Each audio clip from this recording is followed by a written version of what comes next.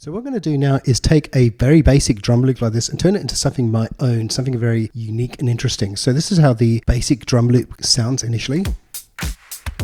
So I'm going to create a new MIDI track, create a drum track, bring a drum track basically into the MIDI track. And in each cell, or at least the first 3 cells of this drum track, I'm going to send in a simpler instrument. So I'm going to do 3 simpler instruments like that. This drum rack only has 3 simpler instruments in it. I'm going to drag the same drum sample into each one, just like that. And then finally, I'm going to take a arpeggiator, put that into the drum rack, and we're going to do a random other. So it just plays random notes basically in any order, and we're going to sync rate to 16, and we're going to do a groove here of 16. Should sound pretty groovy. So the next thing you want to do is insert a empty MIDI clip just like this, and then we are going to just make this as wide as possible and just create 3 different clips in there, and we just drag them out so it's playing the entire length of the clip.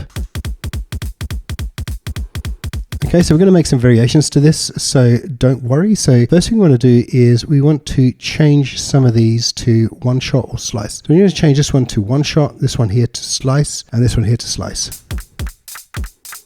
Let's change this one to slice just to hear how it sounds.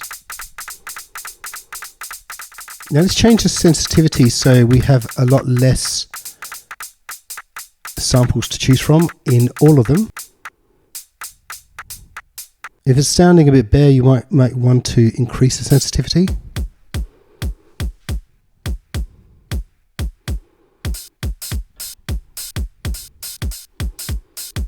Let's increase the sensitivity of this one. Just reduce it a little bit.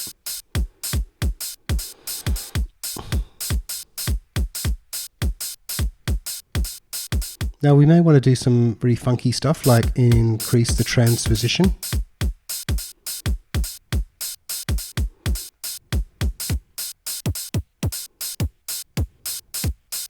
We may want to remove this transient point.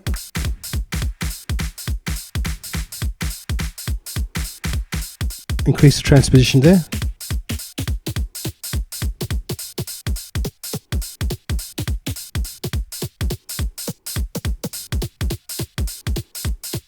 And why don't we bring in an LFO just to make things really interesting. An LFO is an audio effect, so we can just bring that in here. And we're just going to map this LFO here to the frequency. As you can see there, it's going wild. So we're going to just make sure that we change the start and ending position so it doesn't go too crazy. We'll just decrease the rate so it's moving a bit slower. Now let's have a go. Let's increase it actually.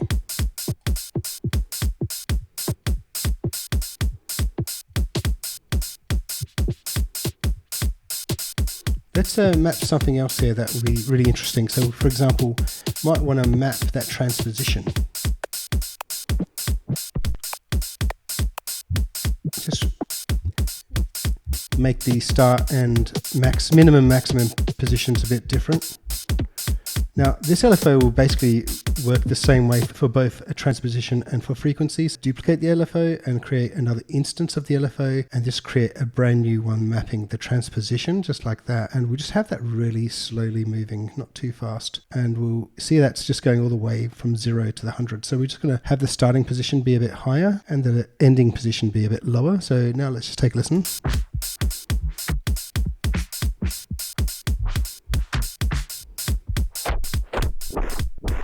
It's a bit too much, isn't it?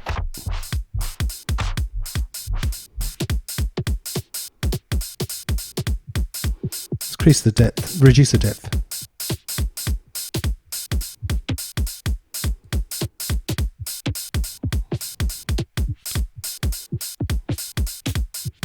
Excellent. So that is how you can have a lot of fun with a sample.